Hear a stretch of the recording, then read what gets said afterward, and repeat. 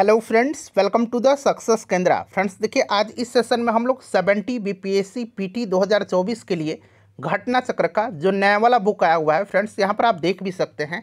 इस बुक में 38वीं बीपीएससी से लेकर के 69वीं बीपीएससी तक में जितने भी प्रश्न पूछे गए हैं उनको सब्जेक्ट वाइज दिया गया है और लगभग इस बुक को मैंने आपको कंप्लीट करा दिया है। सारे सब्जेक्ट को मैंने कंप्लीट करा दिया है अलग अलग वीडियो में। तो जिन्होंने भी नहीं देखा है ज़रूर देख लीजिएगा, लिंक आपको डिस्क्रिप्शन बॉक्स में मिल जाएंगे और इनका मैंने प्लेलिस्ट भी बना दिया है। आप चाहें तो चैनल पर चले जाइए और प्लेलिस्ट ओपन करके सभी वीडियोस को देख लीजिएगा।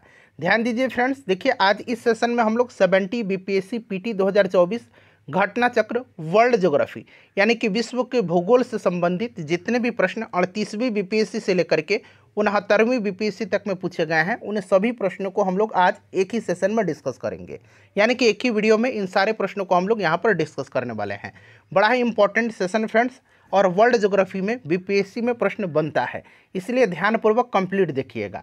जो लोग पहली बार चैनल पर आए हुए हैं चैनल को सब्सक्राइब कर लीजिए और जो बगल में बेल आइकन है, घंटी का निशान है, उसको ज़रूर दबा लीजिएगा ताकि जब भी 70 बीपीएससी पीटी 2024 से रिलेटेड कोई भी इंपॉर्टेंट वीडियो अपलोड किया जाए तो उसका नोटिफिकेशन सबसे पहले आपके पास पहुंच जाए। तो चलिए फ्रेंड्स, बिना देरी किए हुए सेशन आज के स्टार्ट करते हैं हम लोग। एक बार सभी लोग प्लीज़ फटाफट सेशन को लाइक कर दीजिए और जब इसको कंप्लीट देख लीजिएगा, पूरा देख लीजिएगा, तो कम से कम फ्रेंड्स एक ग्रुप में इसको ज़रूर शेयर कर दीजिएगा। तो चलिए अब हम लोग आज का सेशन स्टार्ट करते हैं फ्रेंड्स। तो फ्रेंड्स जैसे मैंने आपको बताया है कि आज इस सेशन में हम लोग 70 बीपीएससी पीटी 2024 के लिए घटना चक्र न्यू बुक 2024 वाला जो आया हुआ है उसमें वर्ल्ड ज्योग्राफी के यानी कि विश्व के भूगोल के जितने भी प्रश्न 38वीं बीपीएससी से लेकर के 69वीं बीपीएससी तक में पूछे गए हैं उन सभी प्रश्नों को आज हम लोग एक ही सेशन में डिस्कस करने वाले हैं। यहाँ पर आप देख भी सकते हैं फ्रेंड्स, विश्व का भूगोल यानी कि वर्ल्ड ज्योग्राफी, और यहाँ पर देखिए प्रत्येक प्रश्न के नीचे आपको लिखा मिलेगा कि यह प्रश्न किस वर्ष बीपीएससी के द्वारा पूछा गया है। आप देख सकते हैं ये प्रश्न 53rd to 55th BPSC pre 2011 में प्रश्न पूछा गया है। चलिए सब लोग पहला प्रश्न पढ़ेंगे। देखिए पहला प्रश्न क्या है कि निम्नलिखित में से कौन सा सौरमंडल का भाग नहीं है। प्रश्न को ध्यान से पढ़िएगा जब भी पढ़िएगा। एक बार और पढ़ेंगे, निम्नलिखित में से कौन सा सौरमंडल का भाग नहीं है।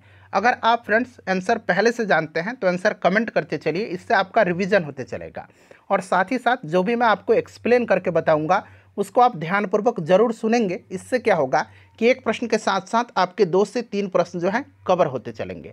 चलिए सब लोग बताइए कि निम्नलिखित में से कौन सा सौरमंडल का भाग नहीं है। फ्रेंड्स देखिए, आप सभी को लोक आस्था के महापर्व छठ पूजा की हार्दिक शुभकामनाएं मैं देता हूं और मैं छठी मैया से प्रार्थना करता हूं कि इस बार निश्चित रूप से आपका सिलेक्शन बीपीएससी में हो जाए। चलिए फ्रेंड्स सब लोग फोकस करेंगे और बताइए कि निम्नलिखित में से कौन सा सौरमंडल का भाग नहीं है। तो ध्यान दीजिए, सौरमंडल का निर्माण लगभग 4.6, ध्यान रखिएगा, सौरमंडल का निर्माण लगभग 4.6 बिलियन वर्ष पूर्व हुआ था। यानी कि सौरमंडल का निर्माण लगभग 4.6 अरब वर्ष पहले हुआ था और सौरमंडल में सूर्य और ऐसे खगोलीय पिंड सम्मिलित होते हैं जो गुरुत्वाकर्षण बल द्वारा उससे जुड़े रहते हैं और इनमें ग्रह, बौने ग्रह, प्राकृतिक उपग्रह, क्षुद्र ग्रह, उल्काएं, धूमकेतु और खगोलीय धूल इत्यादि शामिल हैं, जबकि निहारिका सौरमंडल का भाग नहीं है। तो राइट आंसर यहाँ पर निहारिका हो जाएगा। चलिए नेक्स्ट क्वेश्चन है हमारा, और आप देख सकते हैं ये प्रश्न 69वीं बीपीएससी प्री 2023 में पिछली बार ये प्रश्न पूछा गया है। प्रश्न क्या है कि ग्लोब पर 1 डिग्री के अंतराल पर खींची गई अक्षांश रेखाएं कितनी है। तो ध्यान दीजिए, देखिए एक मानक ग्लोब पर 1 अंश के अंतराल पर कुल 179 रेखाएं हैं। कुल कितनी रेखाएं हैं? 179 रेखाएं हैं, जिसमें उत्तरी ध्रुव और दक्षिणी ध्रुव की ओर क्रमशः 89 रेखाएं, यानी कि उत्तरी ध्रुव 89 और दक्षिणी ध्रुव की ओर 89 रेखाएं हैं तथा एक भूमध्य रेखा होती है। तो इन सबको ऐड करेंगे तो देखिए 9 9 18 और 1 19 हासिल 1 है हमारे पास, 8 8 16 और 1 17, तो टोटल कितना हो गया? 179 हो गया। अच्छा ध्यान रखिएगा, अगर आपसे पूछा जाए कि मानक ग्लोब पर देशांतर रेखाओं की कुल संख्या कितना है, यहाँ पर तो अक्षांश रेखाएं पूछा गया था तो 179 हो गया, और पूछा जाए कि मानक ग्लोब पर देशांतर रेखाओं की कुल संख्या कितनी है तो 360 है।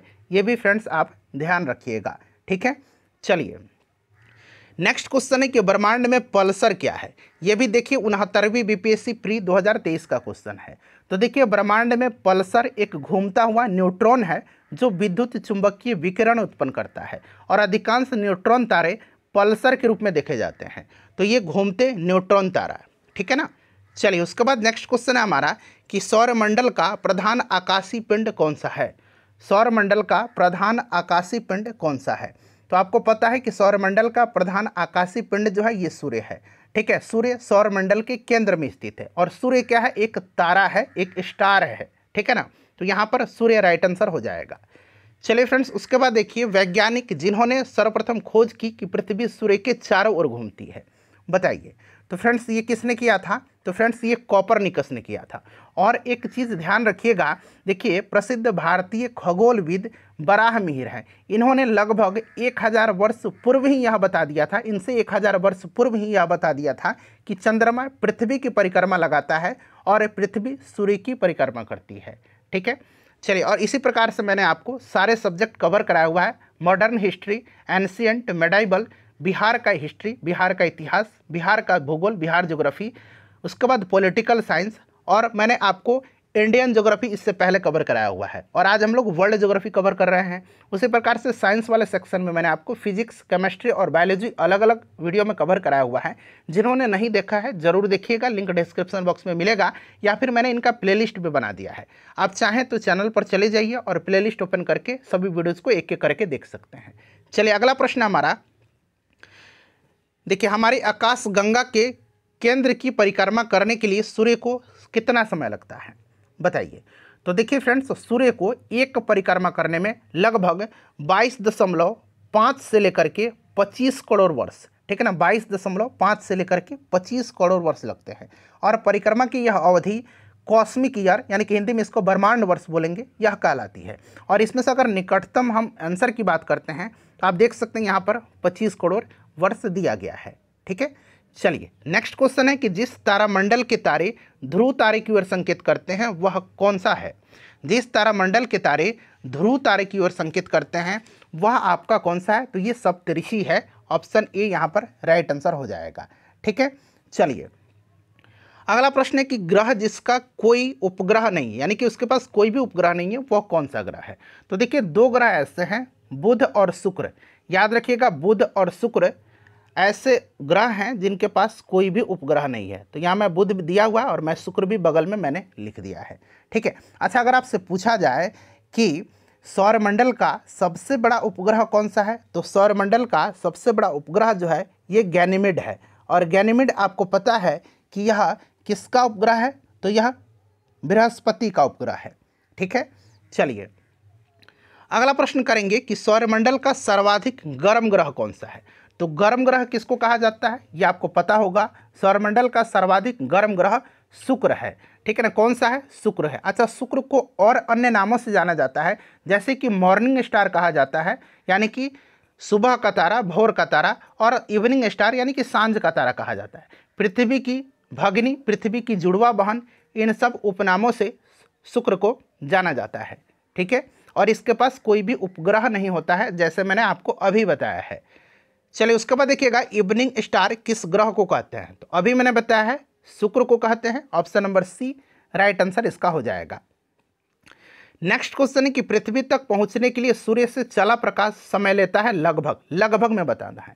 तो लगभग में आपको पता है कि लगभग 8 मिनट का समय लगता है, ठीक है ना। 8 मिनट 19 सेकंड का समय लगता है। तो यहाँ पर देखिए 8 मिनट दिया गया है, ऑप्शन सी राइट आंसर हो जाएगा। यहाँ पर वर्ड लगभग लगा हुआ है। चलिए उसके बाद देखिएगा कि पृथ्वी को सूर्य की परिक्रमा करने में लगते हैं लगभग, फिर से लगभग शब्द लगा हुआ है। तो पृथ्वी को सूर्य की परिक्रमा करने में 365.25 दिन यानी कि 365 दिन, ठीक है ना, 6 घंटे 9 मिनट और लगभग 9 सेकंड का या 10 सेकंड कह सकते हैं, 9.51 सेकंड का समय लगता है, ठीक है। तो यहाँ पर ऑप्शन नंबर यहाँ पर देख सकते हैं बी में दिया गया है, क्लियर ना। चलिए उसके बाद हम लोग नेक्स्ट क्वेश्चन करेंगे कि पृथ्वी पर मरुभूमि होने की संभावना अधिक रहती है। पृथ्वी पर मरुभूमि होने की संभावना अधिक रहती है। तो देखिए फ्रेंड्स पृथ्वी पर उष्ण शुष्क मरुस्थलीय जलवायु का विस्तार जो है ये 15 डिग्री से लेकर के 30 डिग्री अक्षांशों के बीच में मिलता है, ठीक है। और राइट आंसर यहाँ पर यही होगा इसका। तो आप देख सकते हैं यहाँ पर आपका 23 डिग्री यहाँ पर दिया गया है, ठीक है ना। 15 डिग्री से 30 डिग्री अक्षांशों के बीच है, ठीक है। चलिए उसके बाद फ्रेंड्स हम लोग नेक्स्ट क्वेश्चन करेंगे कि एक प्रभावी कोरियोलिस बल किस कारण होता है। बताइए, एक प्रभावी कोरियोलिस बल किस कारण होता है। तो यहाँ पर देखिए, धरातल पर प्रवाहित हवाओं की दिशा वायु दाब तथा पृथ्वी की घूर्णन गति द्वारा निर्धारित होती है, ठीक है। जो हवाओं की दिशा है ये वायु दाब तथा पृथ्वी की घूर्णन गति के द्वारा निर्धारित होती है, और पृथ्वी की अक्षीय गति से उत्पन्न विक्षेपक बल के कारण हवाओं की दिशा में विक्षेप हो जाता है। इस बल की खोज जो है ये किया था किसके द्वारा, जीजी, यहाँ मैं लिखता हूँ किसके द्वारा किया गया था, जीजी कोरियोलिस के द्वारा किया गया था, और इस कारण इसका नाम दिया गया था कोरियोलिस बल, ठीक है। तो यहाँ पर right answer option number B हो जाएगा, पृथ्वी का घूर्णन, ठीक है। चलिए उसके बाद नेक्स्ट क्वेश्चन है कि सौरमंडल का सबसे बड़ा ग्रह कौन सा है। सौरमंडल का सबसे बड़ा ग्रह कौन सा है। तो सबसे बड़ा कौन सा है, बृहस्पति है। और सबसे अगर छोटा पूछा जाए तो सबसे छोटा जो है बुध है, ठीक है ना। सबसे छोटा कौन सा है, तो सबसे छोटा बुध है, ठीक है। इसको आप ध्यान रखेंगे। चलिए आकार की दृष्टि से सौरमंडल का सबसे बड़ा ग्रह बृहस्पति है। चलिए उसके बाद हम लोग नेक्स्ट क्वेश्चन कर लेंगे फ्रेंड्स। अगला प्रश्न है हमारा कि निम्नलिखित में से किस ग्रह का घनत्व सबसे कम है। सबसे कम डेंसिटी जो है किस ग्रह का है। तो सबसे अधिक पूछेगा तो पृथ्वी का है, और सबसे कम पूछेगा तो ये आपका शनि का होगा, ठीक है। चलिए उसके बाद देखिएगा कि पृथ्वी की आंतरिक परत नीफे, प्रश्न को ध्यान से पढ़िएगा। पृथ्वी की आंतरिक परत नीफे के निर्माण में किन तत्वों की प्रचुरता है। पृथ्वी के आंतरिक परत नीफे के निर्माण में निकेल और फेरम तत्वों की प्रचुरता है, ठीक है ना। नीफे, निकेल और फेरम, फेरम जो है लोहा का संक्षिप्त अक्षर है। तो याद रखिएगा यहाँ पर राइट आंसर आपका क्या हो जाएगा, ऑप्शन डी हो जाएगा, निकेल और फेरम। क्लियर ना। चलिए उसके बाद देखिएगा कि शनि सूर्य के चारों ओर, ठीक है ना, एक चक्कर लगाने में कितना समय लेता है। शनि जो है, शनि ग्रह सूर्य के चारों ओर एक चक्कर लगाने में कितना समय लेता है। तो यहाँ पर राइट आंसर क्या होगा। तो देखिए राइट आंसर इसका हो जाएगा आपका ऑप्शन में 29.5 वर्ष दिया गया है। 29.4 पृथ्वी वर्षों के बराबर यह समय लेता है, तो 29.5 यहाँ पर दिया गया है, ठीक है। अच्छा, सूर्य की परिक्रमा करने में सबसे ज़्यादा समय कौन लेगा। तो सबसे दूर जो है ना नेपच्यून, वो सबसे ज़्यादा समय लेगा, और जो सबसे करीब है यानी कि बुध मात्र 88 दिन में सूर्य का चक्कर लगा लेता है, ठीक है। चलिए देखिए, यूरेनस सूर्य के चारों ओर एक परिक्रमा करने में कितना समय लेता है। आप देख सकते हैं इस तरह के प्रश्न रिपीट हुए हैं, ठीक है ना। तो फ्रेंड्स ये कितना लेता है बताएंगे। तो राइट आंसर होगा आपका 84 वर्ष, ठीक है ना। 84 वर्ष यहाँ पर इसका करेक्ट आंसर हो जाएगा। चलिए उसके बाद अगला प्रश्न है कि जियोडेसी वह विज्ञान है जो संबंधित है। जियोडेसी, तो जियोडेसी क्या है फ्रेंड्स बताएंगे। राइट आंसर क्या होगा, जियोडेसी पृथ्वी की 3 मूलभूत गुणों को सटीक रूप से मापने और समझने के विज्ञान है। और ये गुण कौन से हैं, 3 गुण, पृथ्वी का ज्यामितीय आकार, अंतरिक्ष में पृथ्वी का अभिविन्यास और पृथ्वी का गुरुत्वाकर्षण क्षेत्र। और इसके साथ ही यह समय के साथ उपरोक्त गुणों में परिवर्तन का भी अध्ययन करता है। और इस प्रकार से हम बात करें तो जियोडेसी वह विज्ञान है जो पृथ्वी के आयाम की माप से संबंधित है।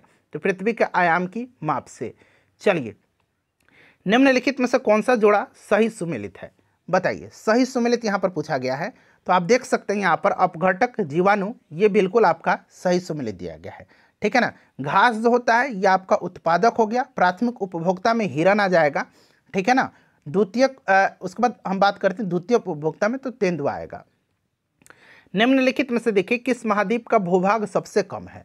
सबसे कम किस महाद्वीप का है। तो देखिए विश्व के 7 महाद्वीपों में सर्वाधिक क्षेत्रफल एशिया का है, और सबसे जो अगर बात करते हैं ऑस्ट्रेलिया का भूभाग सबसे कम है, न्यूनतम क्षेत्रफल है।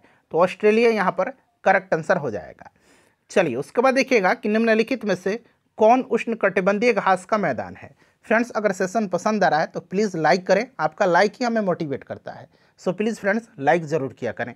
चलिए बताइए उष्णकटिबंधीय घास का मैदान। तो यहाँ पर अगर बात करते हैं तो अफ्रीका का जो सवाना है, सवाना ये उष्णकटिबंधीय घास का मैदान है। सवाना है अफ्रीका में, याद रखिएगा, ठीक है। अच्छा, ये पंपास पूछा जाता है, पंपास अर्जेंटीना में है, इसको आप ध्यान रखिएगा, ठीक है। चलिए, और ये आपका अमेरिका में पड़ता है, प्रेरीज। निम्नलिखित में से देखिए किसके मध्य की औसत दूरी एक खगोलीय इकाई है।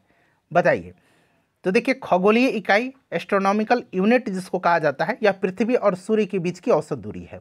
तो यहाँ पर देखिए पृथ्वी और सूर्य यहाँ पर राइट आंसर हो जाएगा, ठीक है ना। चलिए उसके बाद देखिएगा कि भौगोलिक अपर्दन चक्र की संकल्पना इनमें से किसने प्रस्तुत किया है। भौगोलिक अपर्दन चक्र की परिकल्पना बताइए, राइट आंसर क्या होगा। तो देखिएगा WM डेविस, शॉर्ट नाम है, पूरा नाम विलियम मॉरिस डेविस, इन्होंने भौगोलिक अपर्दन चक्र की संकल्पना प्रस्तुत किया था, ठीक है ना। तो यहाँ पर देखिए ऑप्शन बी राइट आंसर हो जाएगा, विलियम मॉरिस डेविस, ठीक है, इसको आप याद रखेंगे, क्लियर। अच्छा देखिए वहीं वाल्टर पेंक यहाँ मैं लिखता हूँ, यहाँ पर वाल्टर पेंक, ठीक है ना, वाल्टर पेंक ने जो है डेविस के सिद्धांत में संशोधन करते हुए एक मॉडल प्रस्तुत किया था जिसे उन्होंने नाम दिया था मॉर्फोलॉजिकल एनालिसिस, ठीक है ना। तो ये भी आप ध्यान रख सकते हैं। चलिए उसके बाद देखिएगा कि किसी स्थान का मानक समय यानी कि स्टैंडर्ड टाइम निर्धारित करने का आधार होता है। बताइए किसी स्थान का मानक समय निर्धारित करने का आधार क्या होता है। तो यह आधार होता है क्या, प्रधान मध्याह्न रेखा, ठीक है ना, याद रखिएगा प्रधान मध्याह्न रेखा, क्लियर। चलिए और आपको पता है 180 डिग्री देशांतर रेखा को अंतर्राष्ट्रीय तिथि रेखा यानी कि इंटरनेशनल डेट लाइन के नाम से जाना जाता है, ठीक है। तो यहाँ पर देखिए प्रधान मध्याह्न रेखा राइट आंसर हो जाएगा। नेक्स्ट क्वेश्चन है कि 90 डिग्री पूर्वी देशांतर पर स्थित थिम्पू भूटान में है का स्थानीय समय निर्धारित कीजिए जब ग्रीनविच 0 डिग्री में दोपहर 12 बजे का समय है। चलिए बताइए, और आपको पता है ना कि एक देशांतर पर 4 मिनट का अंतर होता है। तो यहाँ पर देखिए 90 डिग्री पर, ठीक है ना, 90 डिग्री पर कितना मिनट का अंतर होगा, एक देशांतर पर 4 मिनट का अंतर है। तो 90 डिग्री पर 90 गुना 4 यानी कि 360 मिनट का, ठीक है ना। और इसको हम लोग अब घंटा में बदल देंगे तो ये कितना हो जाएगा, 6 घंटा हो जाएगा। कितना हो जाएगा, 6 घंटा हो जाएगा, देख लीजिए आप, ठीक है।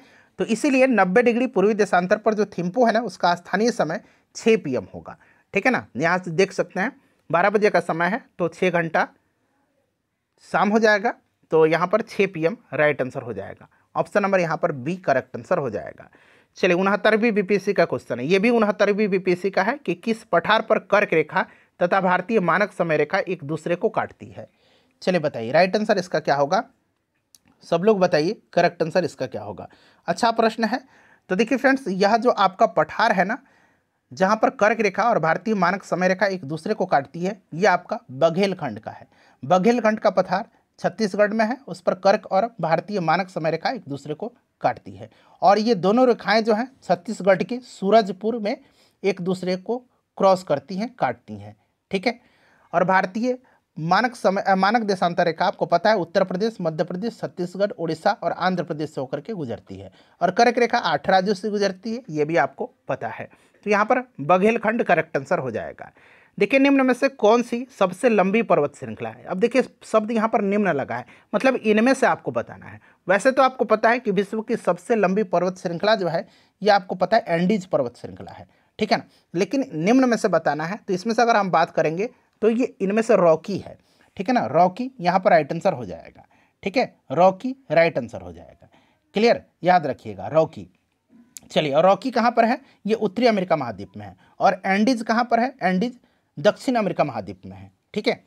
चलिए फ्रेंड्स और एक और चीज़ मैं आपको बताता हूँ। देखिए अमेरिकी national oceanic and atmospheric administration के अनुसार, एक बार मैं और रिपीट करता हूँ, अमेरिकी national oceanic and atmospheric administration जिसको शॉर्ट में NOAA कहा जाता है, ठीक है ना, NOAA कहा जाता है, national oceanic and atmospheric administration के अनुसार पृथ्वी पर सबसे लंबी पर्वत श्रृंखला मिड ओशियन रेंज, यहाँ पर लिख देता हूँ मिड ओशियन रिज, ठीक है ना, RIDG, मिड ओशियन रिज है, किसका अनुसार, NOAA के अनुसार, ठीक है, जिसका 90% भाग समुद्र में स्थित है।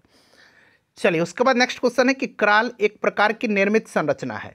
कराल जो है एक प्रकार की निर्मित संरचना है। तो कराल दक्षिण अफ्रीका में लकड़ियों और जो आपके झाड़ी हैं इत्यादियों से, लकड़ी और झाड़ी से मवेशियों के बाड़े के चारों ओर सामान्यतः गोलाई में बनाई गई एक झोंपड़ी नुमा संरचना होती है।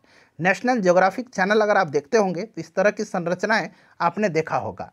तो यहाँ पर राइट आंसर क्या हो जाएगा, correct answer option number A हो जाएगा, ठीक है। उसके बाद देखिए दुनिया के कुल बड़े बांधों की संख्या का लगभग आधा हिस्सा किस देश में है? दुनिया के कुल बड़े बांधों का संख्या का लगभग आधा हिस्सा कहाँ पर है? तो फ्रेंड्स ये आपका कहाँ पर है? तो फ्रेंड्स ये चाइना में है, ठीक है ना। कहाँ पर है? चाइना में है। तो विकल्प में चाइना नहीं दिया गया है, तो इस तरह से राइट आंसर यहाँ पर क्या होगा? तो ऑप्शन ई हो जाएगा, उपरोक्त में से कोई नहीं, ठीक है ना। चलिए उसके बाद देखिएगा कि विश्व का सबसे शुष्क रेगिस्तान कौन सा है? चलिए विश्व का सबसे शुष्क रेगिस्तान जो है ये कहाँ का है? तो फ्रेंड्स ये आपका अटाकामा मरुस्थल है, जो कि चिली में पड़ता है अटाकामा, ठीक है ना, दक्षिण अमेरिका महाद्वीप में। तो यहाँ पर देखिए अटाकामा हो जाएगा, क्लियर ना, याद रखिएगा। चलिए फ्रेंड्स उसके बाद हम लोग आगे बढ़ेंगे, नेक्स्ट क्वेश्चन करेंगे कि तुमालपल्ले खदान, ये खदान है जिसे दुनिया का सबसे बड़ा यूरेनियम का भंडार माना जाता है। यानी कि यह तुमालपल्ले खदान, याद रखिएगा, यूरेनियम का भंडार है, मतलब यूरेनियम का खदान है, और जिसे दुनिया का सबसे बड़ा यूरेनियम का भंडार माना जाता है। यह कहाँ पर अवस्थित है? तो फ्रेंड्स यह अवस्थित है आपका आंध्र प्रदेश में। और आंध्र प्रदेश एक ऐसा भारतीय राज्य है, अभी रिसेंटली मैं डाटा बता रहा हूँ, वहाँ पर यूरेनियम का सबसे बड़ा रिजर्व है और सबसे बड़ा प्रोडक्शन भी होता है, ठीक है, इसे भी आप ध्यान रखेंगे। चलिए तो यहाँ पर आंध्र प्रदेश राइट आंसर होगा। अंतर्राष्ट्रीय दिनांक रेखा, जिसको कि इंटरनेशनल तिथि रेखा या इंटरनेशनल डेट लाइन कहा जाता है, ये खींची जाती है। अंतर्राष्ट्रीय तिथि रेखा भूमि पर ऐसी काल्पनिक रेखा होती है जो वो क्रमागत कैलेंडर दिनों को अलग करती है, और यह ग्रीनविच जो कि इंग्लैंड से है, वहाँ से 180 डिग्री विपरीत दिशा में प्रशांत महासागर से होकर के गुजरती है, ठीक है ना। तो यहाँ पर देखिए आप प्रशांत महासागर से। नेक्स्ट क्वेश्चन है हमारा कि निम्नलिखित में से कौन महाद्वीप क्षेत्रफल के अनुसार सबसे बड़ा है? तो अभी मैंने बताया था क्षेत्रफल के अनुसार सबसे बड़ा और सबसे छोटा पूछा गया था कि किस महाद्वीप का भूभाग सबसे कम है, तो मैंने ऑस्ट्रेलिया बताया था, और उसी में मैंने बताया था कि सबसे बड़ा जो है वो आपका एशिया है। लेकिन शब्द यहाँ पर निम्नलिखित लगा हो, यानी कि इनमें से आपको बताना है। तो इनमें से अगर बात करते हैं तो एशिया के बाद आपका अफ्रीका है, ठीक है ना, एशिया के बाद आपका अफ्रीका है। चलिए देखिए अगला प्रश्न है कि निम्नलिखित में से किस महाद्वीप में सबसे अधिक देश हैं? किस महाद्वीप में सबसे ज़्यादा देश हैं? तो सबसे ज़्यादा जो है फ्रेंड्स ये अफ्रीका में है, ठीक है ना, निम्न में से भी है या फिर वैसे भी पूछा जाए सबसे ज़्यादा, तो ये अफ्रीका में है, ठीक है। चलिए उसके बाद देखिएगा कि रेगिस्तानी क्षेत्र में मशरूम सेल, ठीक है ना, जिसको कि मशरूम रॉक बोलेंगे अंग्रेजी में, इसका निर्माण जो है ये किसका उदाहरण है? इसका निर्माण रेगिस्तानी क्षेत्र में मशरूम सेल का निर्माण किसका उदाहरण है? तो देखिए ये जो मशरूम सेल हैं इनका निर्माण अपघर्षण का उदाहरण है, अपघर्षण का। तो यहाँ पर अपघर्षण राइट आंसर हो जाएगा, ठीक है ना। और जो मशरूम सेल हैं ये अपरदनात्मक प्रकार की स्थलाकृति हैं, और इसमें चट्टानों के निचले भागों में अधिक कटाव होने के कारण मशरूम जैसा आकार बन जाता है। नेक्स्ट क्वेश्चन है हमारा, अगला प्रश्न पढ़िए कि जापान के प्राकृतिक संसाधनों के बारे में एक सटीक कथन कौन सा है? जापान के प्राकृतिक संसाधनों के बारे में एक सटीक कथन कौन सा है? चलिए बताइए राइट आंसर क्या होगा इसका? जापान के प्राकृतिक संसाधनों के बारे में एक सटीक कथन कौन सा है? तो यहाँ पर देखेंगे तो जापान ने बड़े पैमाने पर मछली पकड़ने के लिए समुद्र का इस्तेमाल किया है, ठीक है ना। देखिए जापान के प्राकृतिक संसाधनों में सर्वाधिक प्रमुख समुद्री मछलियाँ हैं और मत्स्य वहाँ की प्रमुख आर्थिक गतिविधियाँ हैं, ठीक है ना, ठीक है, याद रखिएगा। और वहाँ खनिज संसाधन काफ़ी कम मात्रा में पाए जाते हैं, इस चीज़ को आप ध्यान रखेंगे। तो यहाँ पर राइट आंसर आपका ऑप्शन नंबर ए हो जाएगा। चलिए उसके बाद देखिए कि निम्नलिखित में से किस सागर में दुनिया के सबसे अधिक लवणता है? यहाँ पर देखिए सागर पूछा गया है निम्नलिखित में से, यानी कि इनमें से आपको बता रहा है। वैसे आप जानते हैं कि सर्वाधिक लवणता जो है ये टर्की का वान झील है, वान झील की लवणता सबसे ज़्यादा है। लेकिन निम्नलिखित की बात करते हैं तो ये आपका मृत सागर है, डेड सी है, ठीक है। चलिए याद रखिएगा। उसके बाद हम लोग नेक्स्ट क्वेश्चन करेंगे कि सर्वाधिक उत्तरी दक्षिणी अक्षांशीय लंबाई वाली सीमा वाला देश कौन सा है? बताइए। तो फ्रेंड्स यह देश जो है इसमें से अगर बात करते हैं तो ये आपका चिली है, चिली, ठीक है ना, जहाँ पर अभी मैंने बताया था कि अटाकामा मरुस्थल है, ठीक है। चलिए उसके बाद देखिए निम्नलिखित में से किस देश में सर्वाधिक द्वीप है? सर्वाधिक द्वीप निम्नलिखित में से बताइए। तो देखिए सबसे ज़्यादा द्वीप की बात करते हैं तो ये इंडोनेशिया में है। कहाँ पर है फ्रेंड्स? इंडोनेशिया में है। इंडोनेशिया में सबसे ज़्यादा द्वीप है, क्लियर ना, याद रखिएगा। चलिए देखिएगा कि निम्न में से कौन सा द्वीप क्षेत्रफल में सबसे बड़ा है? कौन सा द्वीप पूछा गया है? वैसे आपको पता है, निम्न में से बताना है। वैसे आपको पता है कि क्षेत्रफल के हिसाब से विश्व का सबसे बड़ा द्वीप जो है ये ग्रीनलैंड है, ठीक है ना, ग्रीनलैंड है। और ग्रीनलैंड जो है यह किस देश का अधीन है? तो ग्रीनलैंड जो है आपको पता है कि यह डेनमार्क के अधीन है, ठीक है ना, आगे प्रश्न आपको मिलेगा।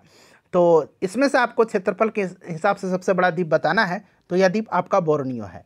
बोर्नियो राइट आंसर हो जाएगा, ठीक है ना, बोर्नियो करेक्ट आंसर हो जाएगा। चलिए उसके बाद देखिए, सामान्यतः विश्व का सबसे सर्द मानव निवास क्षेत्र ओयमयाकोन, थोड़ा डिफिकल्ट नाम है, देखिए ओयमाकोन ये किस देश में है? ओयमयाकोन ये किस देश में है फ्रेंड्स? तो ये आपका पड़ेगा रसिया में, ठीक है ना, रसिया में पड़ेगा, याद रखिएगा ये रसिया में पड़ेगा। और ये याकुतिया जो गणराज्य है, याकुतिया रिपब्लिक, वहाँ पे है ये, किसमें? तो इंडिगिरका नदी के तट पर है, इंडिगिरका, इंडिगिरका, ठीक है ना, यहाँ मैं लिख देता हूँ इंडिगिरका, इंडिगिरका नदी के तट पर। अंग्रेजी में इसको INDIGIRKA, ठीक है, तो इसे भी आप ध्यान रखेंगे। तो रसिया राइट आंसर होगा। चलिए देखिएगा कि निम्नलिखित में से कौन सा देश भौगोलिक क्षेत्र की दृष्टि से सीमा रहित सबसे बड़ा देश है? सीमा रहित सबसे बड़ा, तो देखिए ऐसा देश जिसकी सीमा किसी अन्य देश की भूमि के साथ संलग्न नहीं होती है उसको सीमा रहित देश बोला जाता है। और यह चारों ओर जो है समुद्र के द्वारा घिरा होता है। और इसमें से अगर आप बात करें तो जापान राइट आंसर हो जाएगा इसका, ठीक है। उसके बाद देखिएगा कि भौगोलिक क्षेत्र की दृष्टि से जापान का सबसे बड़ा द्वीप कौन सा है? सबसे बड़ा द्वीप, जापान के 4 प्रमुख द्वीप का नाम याद रखिएगा। एक द्वीप है होकाइडो द्वीप, यहाँ पर है, उसके बाद है होन्शु द्वीप, उसके बाद शिकोकू द्वीप और एक क्यूशू द्वीप, ठीक है। और इन चारों में से अगर बात करते हैं तो ये होन्शु द्वीप जो है ये सबसे बड़ा है और जापान की राजधानी टोक्यो इसी होन्शु द्वीप पर अवस्थित है, ठीक है। चलिए उसके बाद देखिए कि ग्रीनलैंड निम्न देशों में से किस देश का भाग है? तो अभी मैंने बताया था ग्रीनलैंड डेनमार्क के अधीन है, ठीक है। चलिए तो यहाँ पर आपका डेनमार्क करेक्ट आंसर हो जाएगा। उसके बाद नेक्स्ट क्वेश्चन हमारा कि महाद्वीपीय बहाव का सिद्धांत किसके द्वारा विकसित किया गया था? महाद्वीपीय बहाव यानी कि कॉन्टिनेंटल ड्रिफ्ट थ्योरी, महाद्वीपीय बहाव का सिद्धांत, कॉन्टिनेंटल ड्रिफ्ट थ्योरी, यह जो है अल्फ्रेड वेगनर के द्वारा विकसित किया गया था। राइट आंसर यहाँ पर देखिए ए वेगनर दिया गया है, अल्फ्रेड वेगनर के द्वारा, ठीक है। और देखिए वेगनर के अनुसार लगभग 20 से 22.5 करोड़ वर्ष पहले पैंजिया का विभाजन आरंभ हुआ था। पैंजिया पहले 2 बड़े महाद्वीप पिंडो लॉरेंसिया और गोंडवाना क्रमशः उत्तरी और दक्षिणी भूखंडों के रूप में विभक्त हुआ और इसके बाद लॉरेसिया और गोंडवाना लैंड धीरे धीरे अनेक छोटे हिस्सों में बट गए जो आज के महाद्वीप के रूप में स्थित हैं, ठीक है। चलिए देखिए आग्नेय चट्टानों के लिए निम्नलिखित में से कौन सा कथन सत्य है? सत्य पूछा गया है, बताइए। देखिए आग्नेय चट्टान इग्नियस रॉक पिघले मैग्मा के ठंडा एवं ठोस होने से बनती है और ये रवेदार होती हैं, परतें इनमें नहीं पाई जाती हैं, पूरा जीवाश्म भी नहीं पाए जाते हैं। आग्नेय चट्टानों का संबंध प्रायः ज्वालामुखी क्रिया से होता है, पानी का प्रवेश इनमें बहुत कम होता है। तो यहाँ पर देखिए कौन सा सही है? तो वे क्रिस्टलीय और अक्रिस्टलीय दोनों ही होते हैं, ठीक है ना, रवेदार होते हैं, ठीक है। चलिए उसके बाद नेक्स्ट क्वेश्चन हमारा कि औषधि शैलों के लिए निम्नलिखित में से कौन सा कथन सत्य है? कौन सा कथन यहाँ पर सही दिया गया है? तो राइट आंसर क्या होगा? सेडिमेंट्री रॉक के बारे में, इनका निर्माण अवसादों के एकत्रीकरण के फलस्वरूप होता है और इसमें फॉसिल्स और परतें पाई जाती हैं किंतु ये क्रिस्टल नहीं होती हैं, रवेदार नहीं होते हैं। तो यहाँ पर राइट आंसर क्या होगा? Correct answer option number C होगा, ठीक है ना, ऑप्शन नंबर सी यहाँ पर राइट आंसर हो जाएगा। चलिए नेक्स्ट क्वेश्चन कर लेंगे। अगला प्रश्न हमारा कि देखिए निम्नलिखित में से कौन से कथन एस्कर और ड्रमलिन के बारे में है? एस्कर और ड्रमलिन के संबंध में है, चलिए बताइए। यहाँ पर आप देख सकते हैं 4 ऑप्शन दिया गया और नीचे यहाँ से आपको विकल्प में से सही आंसर आपको चुन करके बताने हैं, बताइए।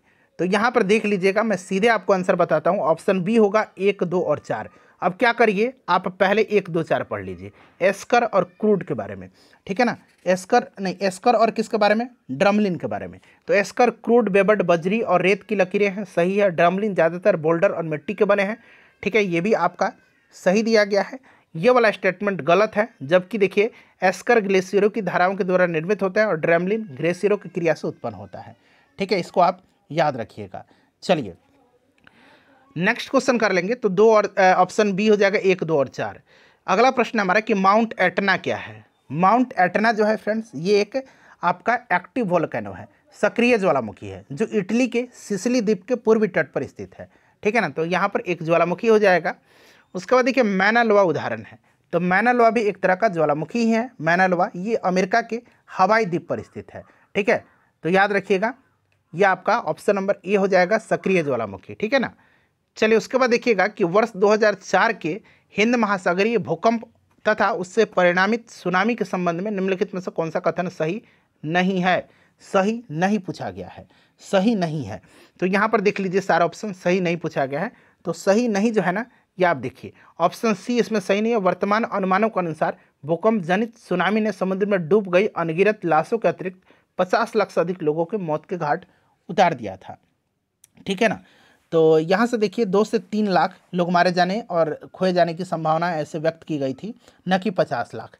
तो ये आपका गलत दिया गया, सही नहीं पूछा गया था। बाकी स्टेटमेंट आप पढ़ सकते हैं, बाकी सही दिया गया है। ठीक है ना, पढ़ सकते हैं आप। थोड़ा सा मैं धीरे धीरे स्क्रॉल कर रहा हूँ ताकि आप पढ़ लें।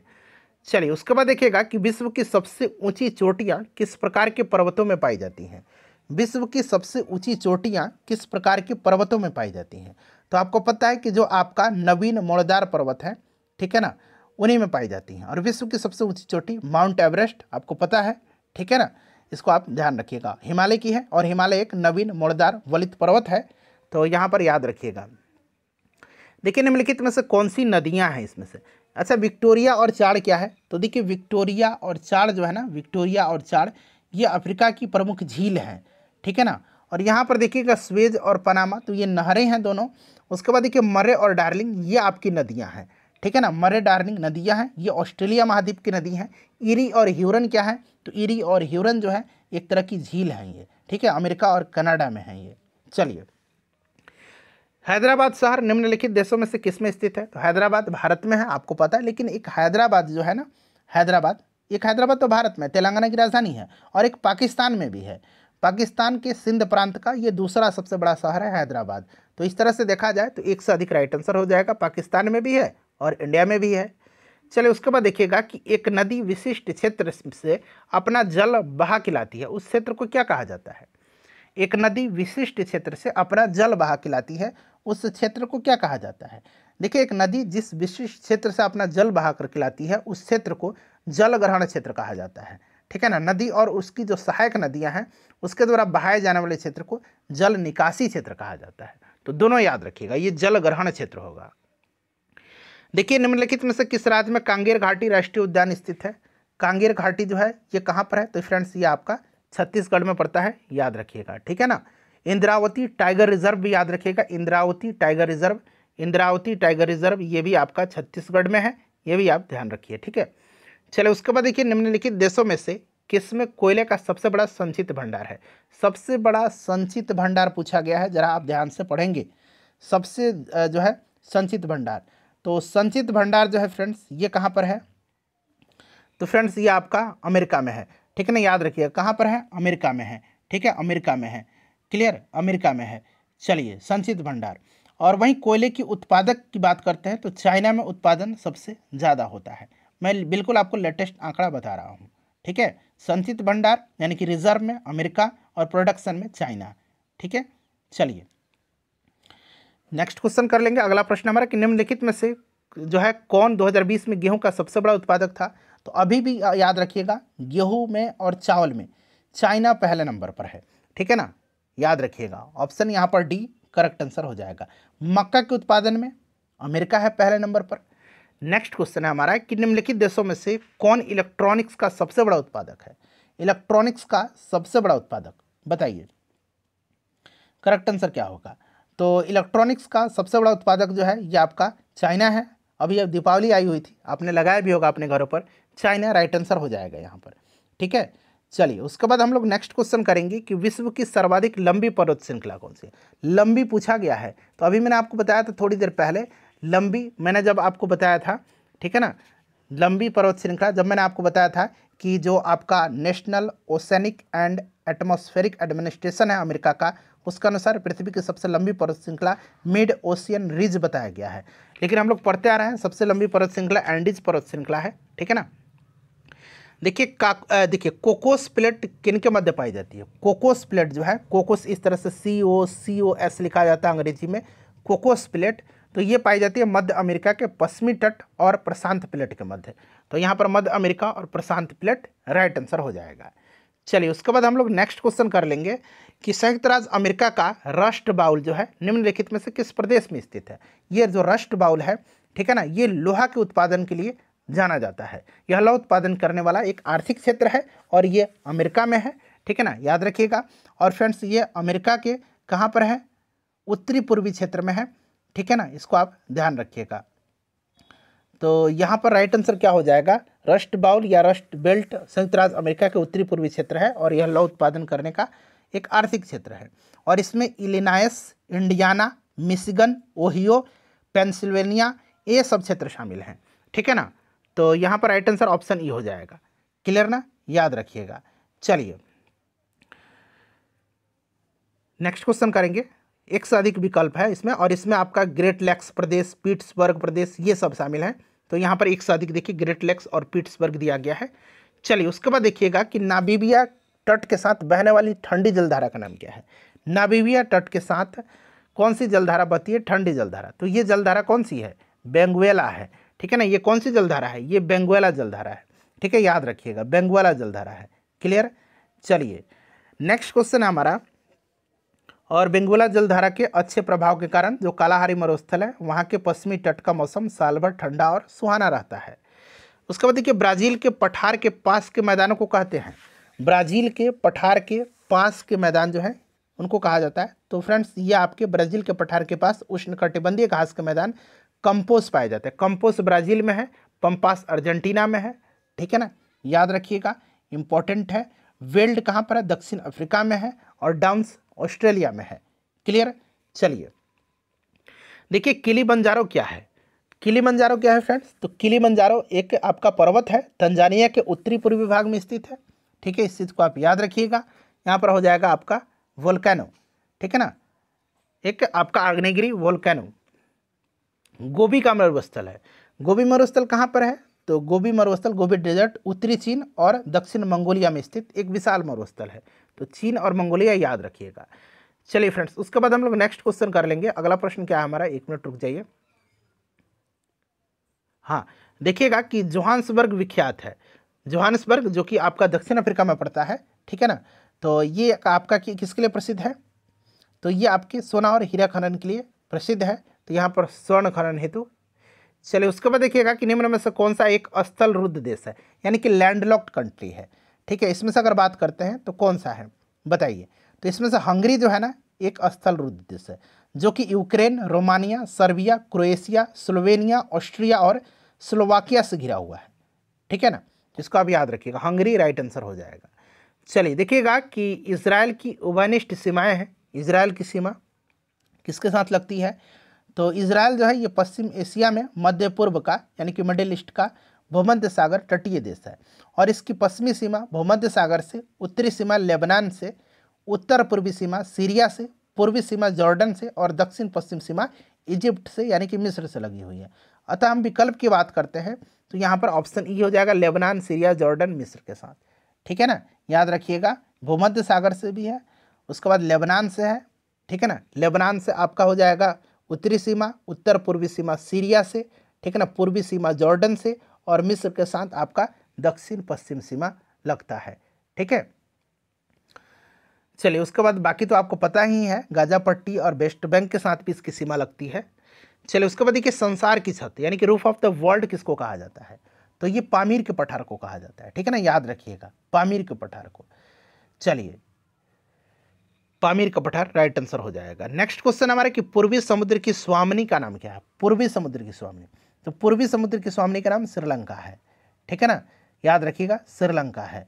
और श्रीलंका के बारे में बात करते हैं तो इसको जो है pearl of the Indian ocean भी कहा जाता है, इसे भी आप ध्यान रखिएगा, ठीक है ना। श्रीलंका पृथ्वी की सतह का वह भाग जो पानी से ढका है लगभग कितना, तो लगभग 2/3, ठीक है ना। आपको पता है कि पृथ्वी की सतह के कुल क्षेत्रफल का 29% भाग पर स्थल है, अप्रॉक्सीमेट लगभग मैं बता रहा हूँ, और लगभग 71% जो है वाटर एरिया है। तो यहाँ पर देखिए राइट आंसर आपका हो जाएगा 2/3। उसके बाद देखिए समुद्र तल पर पृथ्वी के केंद्र के सबसे निकट स्थान कौन सा है, बताइए समुद्र तल पर पृथ्वी के केंद्र के सबसे निकट स्थान, तो ये आपका उत्तरी ध्रुव है, ठीक है ना, उत्तरी ध्रुव याद रखिएगा, याद रखिएगा उत्तरी ध्रुव है, ठीक है ना। तो उत्तरी ध्रुव करेक्ट आंसर हो जाएगा। जहाँ एक्सप्लेनेशन की आवश्यकता है वहाँ मैं आपको बताऊँगा। देखिए 64,000 किलोमीटर लंबाई और 2,000 किलोमीटर से 2400 किलोमीटर की चौड़ाई वाला एक कटक उत्तरी और दक्षिणी अटलांटिक महासागरीय द्रोणियों के मध्य से गुजरता हुआ हिंद महासागरीय द्रोणी और फिर ऑस्ट्रेलिया तथा अंटार्कटिका के बीच से दक्षिणी प्रशांत महासागर द्रोणी में प्रवेश करता है। यह कटक कौन सा है बताइएगा, बताइए राइट आंसर क्या होगा। तो यह कटक है आपका, बताइए मध्य महासागरीय कटक, ठीक है ना। तो यहाँ पर देखिए option number D right answer इसका होगा, option number D correct answer हो जाएगा, ठीक है ना। चलिए उसके बाद नेक्स्ट क्वेश्चन कर लेंगे कि गल्फ स्ट्रीम है। तो गल्फ स्ट्रीम सिंपल सा है कि ये गर्म जलधारा है, एक महासागरीय धारा है, ठीक है ना, इसको आप याद रखिएगा। चलिए नेक्स्ट क्वेश्चन कर लेंगे, एक महासागरीय जलधारा है। उसके बाद देखिए ग्रैंड कैनियन है, ग्रैंड कैनियन। तो ग्रैंड कैनियन जो है ना ये संयुक्त राज्य अमेरिका के एरिजोना प्रांत में कोलोराडो नदी पर स्थित एक क्या है, एक गॉर्ज है, एक खड्ड है। तो यहाँ पर देखिए एक खड्ड, ऑप्शन ए। उसके बाद देखिए विश्व का बृहत्तम डेल्टा निर्मित है। तो आपको गंगा ब्रह्मपुत्र डेल्टा याद होगा, ठीक है ना, सुंदरबन डेल्टा। चलिए सबसे बड़ा है ये। नेक्स्ट क्वेश्चन है हमारा कि फिजी द्वीप अवस्थित है। फिजी की राजधानी सुआ है, याद रख लीजिएगा, कभी कभी पूछा जाता है। तो याद रखिएगा फिजी जो है ना ये कहाँ पर है, तो फ्रेंड्स ये प्रशांत महासागर में है, ठीक है। चलिए उसके बाद नेक्स्ट क्वेश्चन नंबर कि स्वेज नहर जोड़ती है, स्वेज नहर। तो स्वेज नहर जो है ये आपको जोड़ती है भूमध्य सागर को लाल सागर से, ठीक है। और पनामा नहर जो है ये जोड़ती है आपकी प्रशांत महासागर को अंध महासागर, ठीक है ना, प्रशांत और अंध महासागर को। स्वेज नहर यहाँ पर ऑप्शन क्या हो जाएगा इसका, ऑप्शन ए हो जाएगा। चलिए उसके बाद देखिए पनामा नहर आ गया प्रश्न। तो ये आपको जोड़ती है प्रशांत महासागर एवं अंध महासागर को, क्लियर, याद रख लीजिएगा इसको। चलिए अटलांटिक महासागर को प्रशांत महासागर से, तो यहाँ पर अंध महासागर दिया गया, कोई बात नहीं। देखिए मलक्का जल संयोजक में आने जाने की सुविधाएं हैं, मलक्का। तो ये हिंद महासागर से चीन सागर तक, ठीक है ना, जो स्ट्रेट ऑफ मलक्का है इंडोनेशिया के सुमात्रा द्वीप को मलेशिया से अलग करती है और यह हिंद महासागर एवं प्रशांत महासागर को जोड़ती है। इस जल संयोजक के मध्य से हिंद महासागर से चीन सागर तक आने जाने की सुविधाएं है। तो ऑप्शन ए राइट आंसर होगा।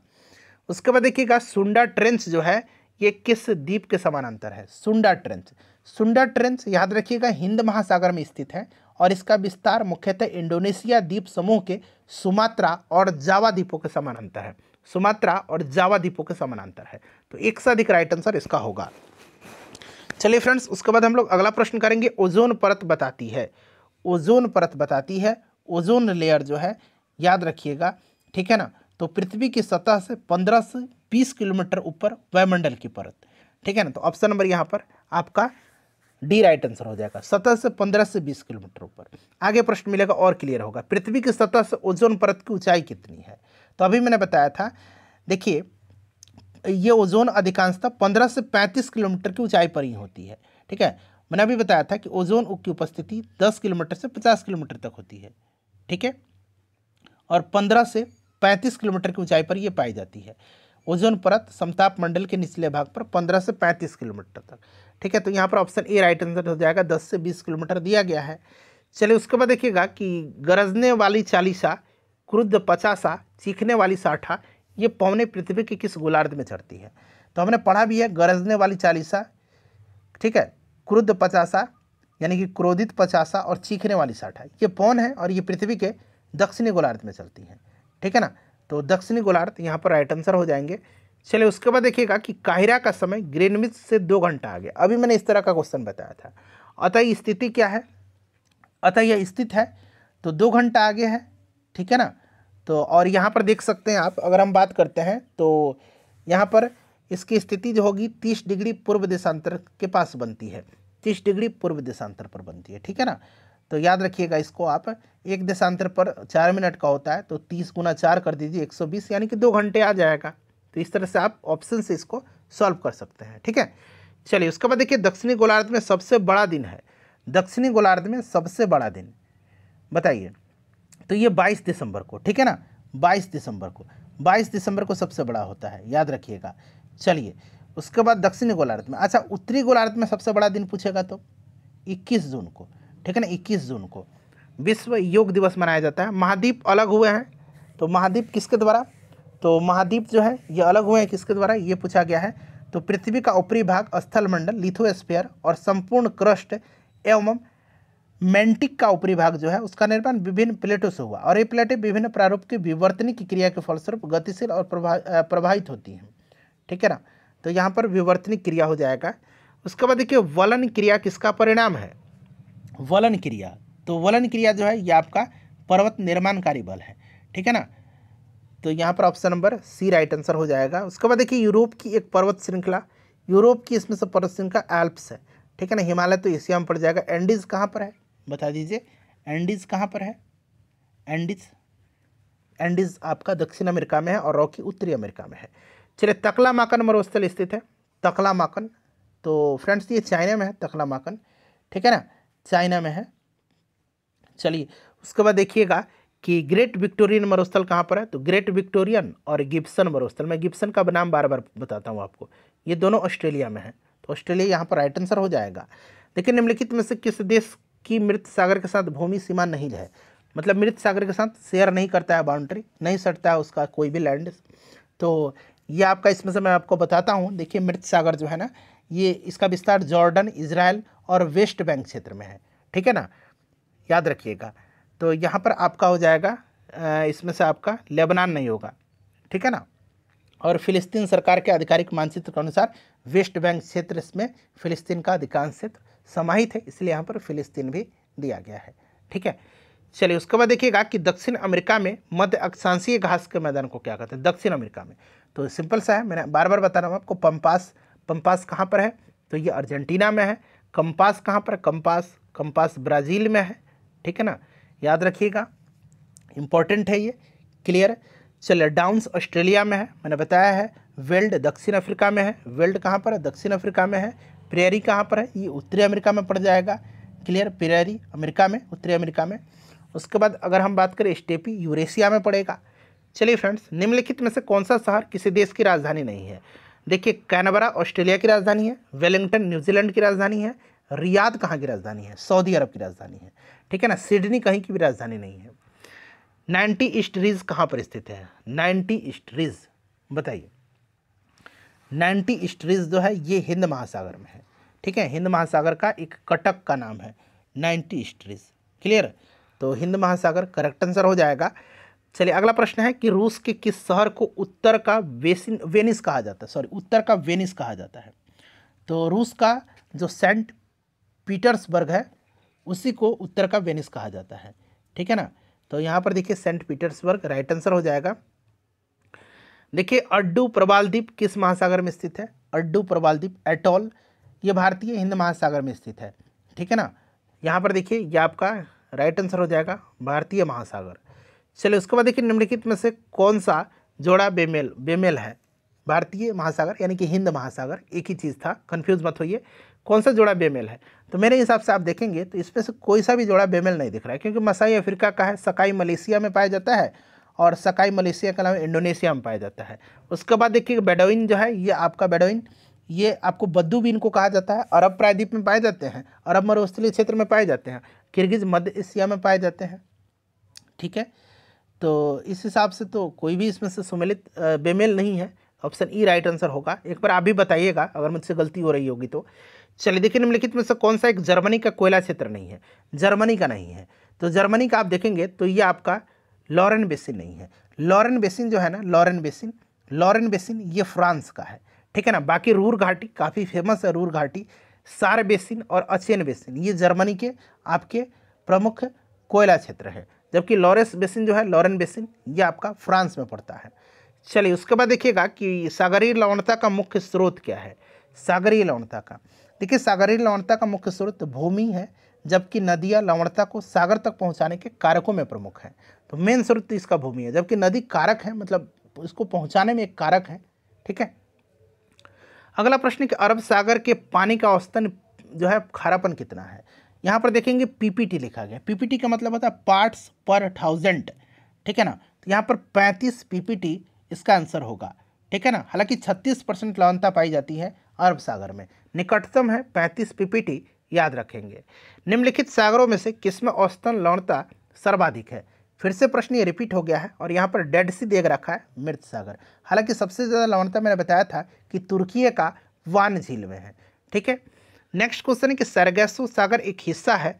सरगैसो सागर, सरगैसो सागर उत्तरी अटलांटिक महासागर में स्थित एक जलीय क्षेत्र है। ठीक है ना, और इस क्षेत्र में सरगैसम नामक एक वनस्पति पाई जाती है काफ़ी मात्रा में, इसी कारण से इसका नाम सरगैसो सागर पड़ा है उत्तरी अटलांटिक महासागर में।